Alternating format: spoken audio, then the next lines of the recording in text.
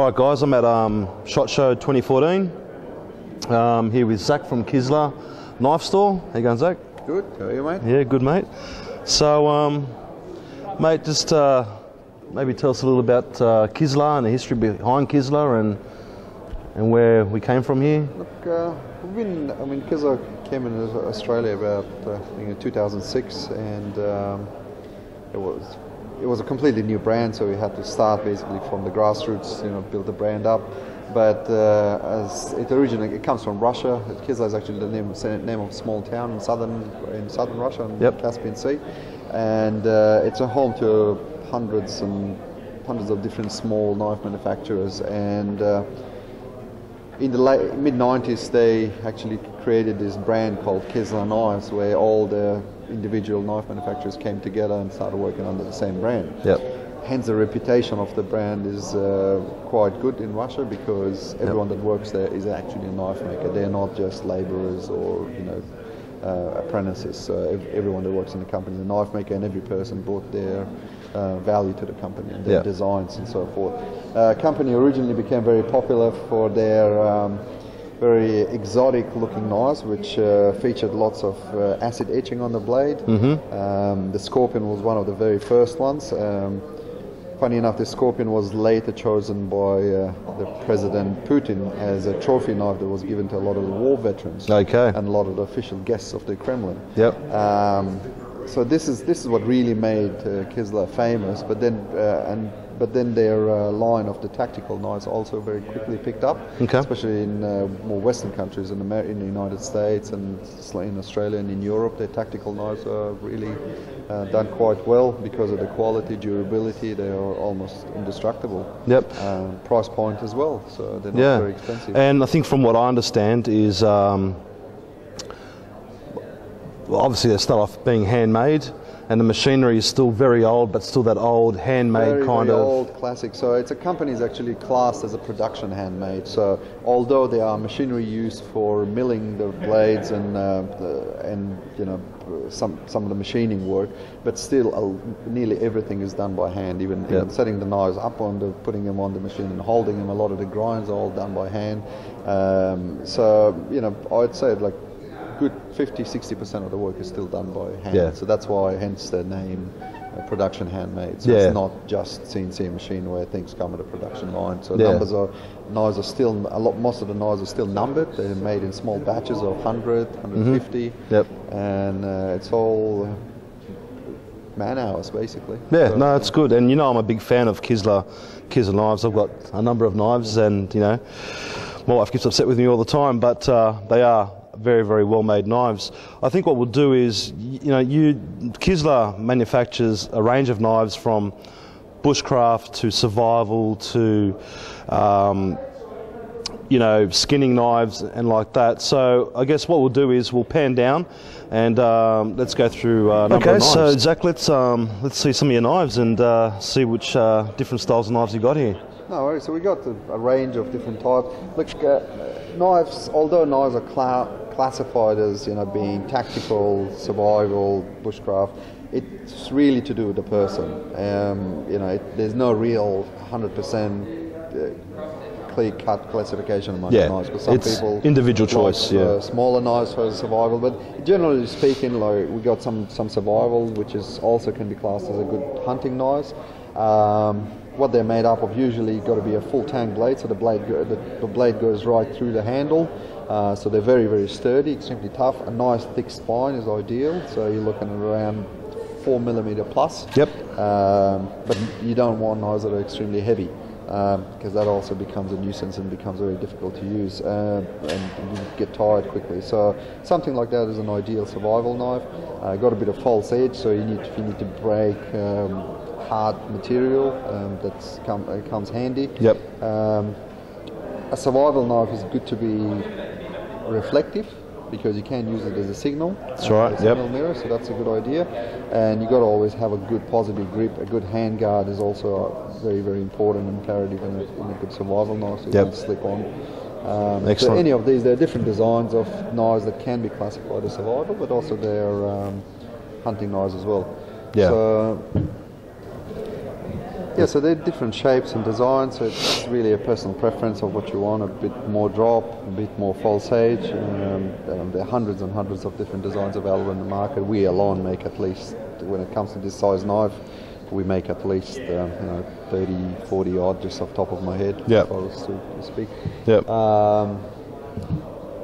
So that's more or less covers your hunting and survival part. Also, you can get into if you're really a very serious kind of person that do a lot of long-term camping and bushcraft and that sort of stuff. You might be looking at this kind of knife. This is a multi-purpose one tool that will do most of your chopping work. That's the Kizlyar. Yeah, that's the Kizlyar. So this can do anything from carving to it can be used in in extreme situation camp kitchen. Yes, it is a little bit big, but it's got a nice long cutting edge. It's got a lot of weight, which is good for cutting, kindling, chopping, and can again be used as a meat cleaver even. So, yeah, that's what I was about to say. I've got this knife and I absolutely love it. So that is what I'm classing as my one tool option in survival. Yeah, so it's a great little, and it's very, very well balanced. Despite its size, it actually sits in the hand really quite well. Yeah. That's another thing. All of our knives, we don't just make knives just because they look good. Yeah. Everything has been field tested. Everything gets weighed. So most of the handles have been weighed, so it counterbalances the tip weight. Yep. So it feels well in the hand. This is about an 800 gram knife, but you can't feel it in your hand. It's That's very, right. very light. I actually did a video today on a response to one of my viewers, and I mentioned to him that from this point to there, it's pretty much well balanced, and you're able to do that and drill a hole to make a bow drill or something like that. So yeah, absolutely love that knife. So the next class, very, very popular class, was the biggest selling class, I guess, is what's called utility. Also, it crosses over with bushcraft knives because they're usually not very big, comfortable to use. You can use them in different grips, do majority of the tasks that you need to do outdoors. They don't have a lot of weight, so they're designed for jobs that take a long time. So things like bushcraft. Yep. So there's a very large variety. Again, hundreds of different designs. These are some of the ones that are my pick of the bunch, basically. Yep, T1 I've got. Yeah, the T1 is a great knife. Nice sharp point, very thick spine. So this almost crosses over most. I personally would call this as a survival. That's knife. right, exactly. I like big knives, and this is my. This is the sort of thing that I would go for. Yeah. Again, Enot, very, very similar. Yes, it's rubberized handle. Rubberized handles sometimes are good because they're good when they're wet. That you don't slip off your hand. Stirk, if you don't want a non-reflective finish, more of a poker Scandinavian design. Yep. And sorry, and a T1 also comes in a non-reflective. Yeah, of course. Yes. Yep. This is something with a little bit of a drop and a bit more elegant. That's the Hunter. That's the Hunter. Yep. Hunter. Yep. So yeah, this is these knives can really be classed as a general purpose utility, aka bushcraft. Really. Yep. And then another class of knives are what they call the skinners. Skinners again can be different in their appearance. No skinners are the same. Two things dictates the type of skinner, as if what sort of hunting you're using it for. Large game, you might be interested in something like that with a good drop point. Nice wide blade that you can put a lot of force with this sort of thicker skin. That's the Terric from the Kizlyar range. Then you got something like that, U5. This would be ideal for doing maybe hares, foxes. Taxidermy is a great knife for taxidermy. People that want to preserve the skin, so it's got a nice sharp point, so you can get around, elbows and around the face. So that's a really good knife. Then something like this. This is great for softer skin animals, things like goats, sheep, like that. So you're working backwards, so you're just skinning like that. Again, not very big in the size, but very, very effective and very comfortable. Definitely. Comfort is the biggest thing. Like That's you right. always want a good size handle that sits in your hand, so it's not going to slip anyway. That's right. Yep. No, definitely. Yeah, so they're the different skinners, and the next class are really your choppers, cleavers. Kizlyar makes a chopper called the Cayman. Funny enough, Australian military used to have a machete that looked almost identical to this. Used to be manufactured by a company in Wollongong, and since they decided to go Taiwan, that company's gone down as well. So that wasn't similar to the Golok, was it? no, it was actually very, very similar to this design. Okay, yep. So this is Goloks are goes back quite a few Well, that's the years British, ago. yeah. Yep. This was in the recent years. I think the last batch of them, we actually sold the last batch of those Australian military ones Okay. about 2 years ago. Okay. So unfortunately, you can't get them anymore. So this is the next best thing, I guess. So I guess, well, this is really actually made a lot better than what used to be issued to the military. Yeah. But yeah, they're choppers. Again, multi-purpose. This kind of chopper is really good because it still gives you a fairly functional blade. Yep. It doesn't have any sharp corners and things, so you can still do a lot of your, cutting work and things with it. Yeah. But it's got a nice heavy head, so you can do some of your chopping. Yep. They are available in a variety of different shapes, sizes, and finishes. So this is a polished version. With a mirror polished blade. You can get them with a walnut handle, you can get them with a synthetic handle. Yep, of course, full tang. All of them are full tang, yes, Yep. tangs protrude through.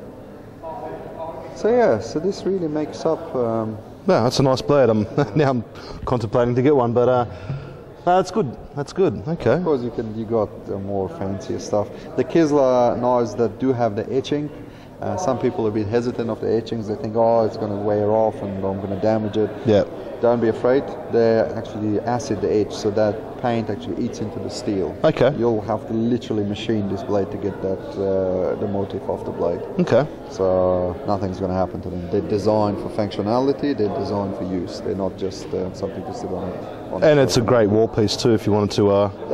You know. As well, yeah. I've actually seen it, but never held it, and it is actually very, very comfy. All right, okay, great.